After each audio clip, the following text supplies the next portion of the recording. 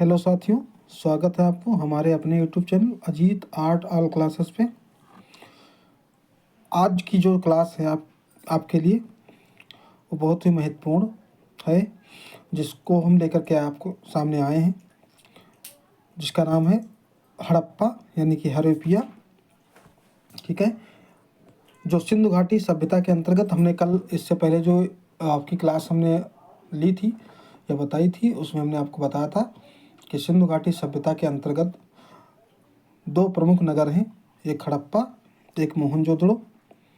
जो उसका प्रमुख नगर पहला है हड़प्पा, उसके बारे में आज हम सारी चर्चाएं कर लेते हैं कि क्या इसके अंतर्गत कौन से साक्ष्य मिले हैं, कहाँ कहाँ से क्या चीज़ें मिली हैं। ठीक है, तो उनके बारे में हम एक एक करके जानेंगे आपसे। तो सबसे पहले हम आपको बता दें कि ये सिंधु घाटी सभ्यता के अंतर्गत आता है, पहला प्रमुख नगर है। ठीक है, और इसका नाम है हड़प्पा। ठीक है, इससे पहले हमने बताया भी चुके हैं आपको पिछली क्लास में कि हड़प्पा, इसका दूसरा नाम हड़प्पा भी था, हड़प्पा इसके नाम से भी उच्चारित करते थे, जिसका समय है 2700 से 1700 ईसा पूर्व। ठीक है, हड़प्पा का जो समय है सिंधु घाटी सभ्यता के अंतर्गत, उसका समय है 2700 ईसा पूर्व से 1700 ईसा पूर्व। ठीक है, ये क्लियर हो गया। आगे देखते हैं इसकी खोज। जैसा कि हमने पहले बताया था कि हड़प्पा जो टीला था, ठीक है, सिंधु सभ्यता के अंतर्गत जो हड़प्पा टीला था, उसकी सबसे पहले जो कनिंघम जो थे, ठीक है, उन्होंने खोज की थी। इस हड़प्पा टीले की जो सर्वप्रथम हड़प्पा टीले की जो खोज की थी वो कनिंघम ने की थी। ठीक है, खोज कनिंघम ने की थी, लेकिन उत्खनन कार्य किसने कराया? 1921 में दयाराम साहनी ने कराया। पता खोज जरूर की कनिंघम ने, लेकिन खुदाई जो है उन्होंने दयाराम साहनी जो है उन्होंने 1921 में कराया था। ठीक है, तथा उसके आगे जो हुआ 1922 में माधव स्वरूप वत्स व मार्टिन व्हीलर ने उत्खनन कार्य भी कराया। ऐसा नहीं है कि 1921 में दयाराम साहनी ने कराया लेकिन उसके बाद कोई लोग नहीं कराया, लेकिन उसके बाद जो 1922 में माधव स्वरूप वत्स व मार्टिन व्हीलर के उत्खनन कार्य यहाँ पे कराया है। ठीक है, इतना समझ लिए। आगे देखते हैं स्थित कहाँ पे है हड़प्पा। जो है हमारा सिंधु घाटी सभ्यता का जो स्थल है हड़प्पा, ये कहाँ पे स्थित है? तो वो स्थित है मोंटगोमरी पाकिस्तान, जो रावी नदी के तट पर स्थित है। मोंटगोमरी पाकिस्तान, जो रावी नदी के तट पर स्थित है। ठीक है, तो स्थित कहाँ पे ये मैंने आपको बता दिया। अब इसका महत्वपूर्ण जो पॉइंट है नंबर 1 पे हम देखते हैं, यहाँ से क्या क्या प्राप्त हुए हैं अवशेष, वो हम देख लेते हैं। तो नंबर 1 पे आपका जो पॉइंट है वो लिखा हुआ है, यहाँ से प्राप्त अवशेषों में 6 के 2 समांतर पंक्तियों में 12 कक्षों का एक अन्नागार, ठीक है, एक अन्नागार मिला है, जिसकी लंबाई 15.23 मीटर है। ठीक है, ये नोट कर लीजिएगा कहीं पे, चाहे तो आप याद कर लीजिए चाहे नोट कर लीजिए, लेकिन ये बहुत ही महत्वपूर्ण आपके लिए है। ठीक है, ये पॉइंट जो है आपके लिए बहुत ही महत्वपूर्ण इंपॉर्टेंट है, जहाँ से प्रश्न पूछे जा सकते हैं और पूछे गए भी हैं। तो इसकी लंबाई जो है 15.23 मीटर है। अन्नागार सिंधु सभ्यता की सबसे बड़ी इमारत है। ये याद रखिएगा हमेशा कि जो हड़प्पा है, ठीक है, उसके अंतर्गत जो ये आपका अन्नागार मिला है, ये सिंधु सभ्यता की सबसे बड़ी इमारत मानी गई है। ठीक है, तो ये आपका पॉइंट क्लियर हो गया। उसके आगे हम देख लेते हैं दूसरे नंबर पर क्या है। तांबा गलाने का, ये तांबा गलाने का सबसे बड़ा कारखाना हड़प्पा से मिला है। ठीक है, तो तांबा गलाने का जो सबसे बड़ा कारखाना है वो कहाँ से प्राप्त हुआ है? वो हड़प्पा से ही मिला है।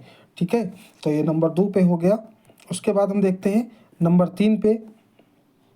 नंबर 3 पे लिखा हुआ है, यहाँ पर एक बर्तन पर मछुआरों का चित्र संघ पर बना बैल, उर्वरता की देवी, ठीक है, तथा श्रमिक आवास मिले हैं। ठीक है, कहने का मतलब ये है कि यहाँ एक बर्तन पर मछुआरों का चित्र, ठीक है, जो मछली की शिकार करते हैं मछली का, उस मछुआरों का चित्र मिला है एक बर्तन पे। शंख पर बना बैल, यानी कि शंख जो होता है उसके ऊपर उत्कीर्ण किया गया है एक बैल, और उसके बाद उर्वरता की देवी, वहाँ की जो देवी थी उर्वरता की, उनका एक चित्र मिला है, तथा श्रमिक आवास, मतलब वहाँ के जो श्रमिक थे उनका आवास मिले हैं। ये तीसरे पॉइंट में आपको क्लियर कर दिया गया है। ठीक है, उसके आगे आपका लिखा गया है चौथे नंबर पे लिखा गया है कि हड़प्पा से 2 धड़ मिले हैं। ये याद रखिएगा, हड़प्पा से 2 धड़ में, ये बहुत ही महत्वपूर्ण है, बहुत ज़्यादा महत्वपूर्ण है। यहाँ से कई बार प्रीवियस पेपर में आपके क्वेश्चन आए भी हैं और आने की उम्मीद भी है, तो इस चीज़ को बहुत ही ध्यान से सुन लीजिएगा। हड़प्पा से 2 धड़ मिले हैं। एक है हमारा पहला जो है वो पुरुष धड़ है, जो बना कहाँ से वो हम आपको बता देते हैं, लाल चूना पत्थर। ये नोट कर लीजिएगा, जो पहला पुरुष धड़ मिला है वो लाल चूना पत्थर से बना हुआ है। ठीक है, उसके इसे, अब ये जो पुरुष धड़ मिला है इसे आदिनाथ का प्रतीक माना गया। ठीक है, जो ये पुरुष धड़ बना हुआ है इसे आदिनाथ का प्रतीक माना गया है। ये नंबर 4 में क्लियर कर दिया गया है कि यहाँ से 2 धड़ मिले हैं, लेकिन पहले धड़ जो है पुरुष धड़ है वो लाल चूना पत्थर से बना हुआ है, इसे आदिनाथ का प्रतीक माना है। ठीक है, उसके आगे लिखा है इसकी माप, जो इस आदिनाथ यानी कि पुरुष धड़ की जो माप है वो 3.3 या 3.4 इंच है। अब कहीं कहीं पे होता क्या है कि कभी 3.3 इंच आ जाता है, कभी 3.4 इंच आ जाता है। तो इन दोनों जो मापों का है, नाप जो हमारी माप है, याद रखिएगा, ये कहीं पे 3.3 आती है, कहीं पे 3.4 इंच आती है, तो कंफ्यूज मत होइएगा, ये दोनों आपके ऑप्शन आ सकते हैं। ठीक है, ये तो हो गया पुरुष धड़ का। अब उसके बाद आगे हम चर्चा जो करते हैं पुरुष नर्तक धड़। हड़प्पा से 2 धड़ मिले, पहला तो होगा पुरुष धड़ और दूसरा जो है पुरुष नर्तक धड़, ये दूसरा धड़ मिला हुआ है। ठीक है, पुरुष नर्तक धड़ ये काहे से बना हुआ है, ये स्लेटी चूना पत्थर से बना हुआ है। ठीक है, इसे नटराज का प्रतीक माना है, इसे नटराज का प्रतीक माना है, जिसकी लंबाई कितनी है, जिसकी लंबाई 3.7 या 3.8 इंच है। ठीक है, तो ये याद रखिएगा, दोनों में या लगा हुआ है, उसमें 3.3 या 3.4 इंच था, इसमें 3.7 या 3.8 इंच है। ठीक है, तो ये जो माप है ये जरूर याद रखिएगा, क्योंकि ये बहुत महत्वपूर्ण है आपके लोगों के लिए। आगे जो लिखा हुआ है, जो ये दोनों धड़ हैं वो इस समय कहाँ पे हैं, जो राष्ट्रीय संग्रहालय नई दिल्ली में संग्रहित हैं। ठीक है, ये दोनों धड़ इस समय आपके राष्ट्रीय संग्रहालय नई दिल्ली में संग्रहित हैं। ठीक है, ये आपका चौथे नंबर का पॉइंट हो गया।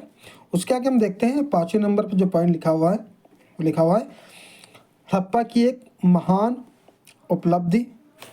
ठीक है, हड़प्पा की एक महान उपलब्धि क्या है, विशाल शमशान, बहुत बड़ा शमशान। ठीक है, जिसको बोलते हैं विशाल शमशान, जिसका मतलब, कहने का मतलब है, अपने अपने शब्द में जो हम लोग कहते हैं उसको कहते हैं कब्रिस्तान है। हड़प्पा की एक महान उपलब्धि विशाल शमशान यानी कि कब्रिस्तान है।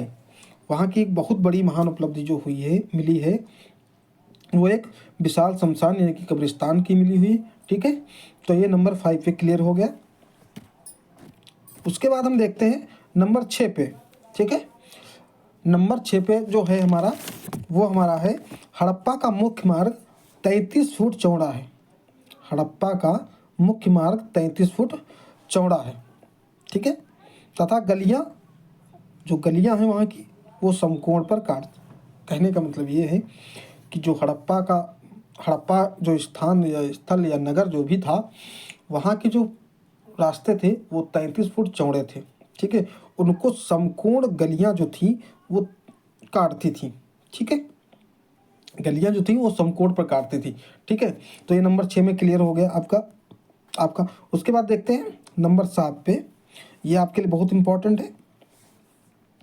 विभाजित बालों के बीच लाल सिंदूर लगाना यहाँ स्त्री की प्रमुख विशेषता थी।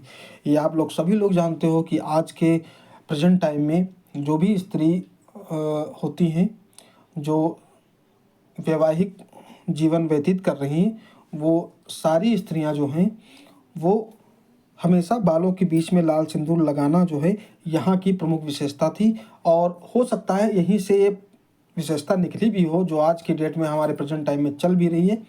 तो ये सारे जो हैं आपके पॉइंट हम आपको बता दिए हैं कि सिंधु घाटी सभ्यता के अंतर्गत जो हड़प्पा नगर है यहाँ पे ये कुछ चीज़ें मिली हैं जो हमने आपको बता दी हैं कि अवशेष क्या मिले हैं। ये सारी चीज़ें जो हैं हड़प्पा के अंतर्गत मिली हैं। और आने वाले अगले वीडियो या अगले क्लास में हम आपको मोहनजोदड़ो, ठीक है, जिसको हम मृतकों का टीला भी बोलते हैं, उसके बारे में हम सारी चर्चाएं उस पर करेंगे। और ज़्यादा से ज़्यादा लोगों को आपसे एक निवेदन भी है कि वीडियो शेयर करिए और लोगों को जुड़वाइए यूट्यूब चैनल पे, हमारे लोगों को बताइए। और हम यही चाहते हैं कि ज़्यादा से ज़्यादा इम्पोर्टेंट आपको हम बता सकें और कोशिश करेंगे कि आने वाली नई वीडियो में आपको नई क्लास में इससे ज़्यादा अच्छा कंटेंट आपको बता दे, ठीक है। और किसी को कोई समस्या हो तो हमें कमेंट बॉक्स में कमेंट कर सकता है। तब तक के लिए राधे राधे।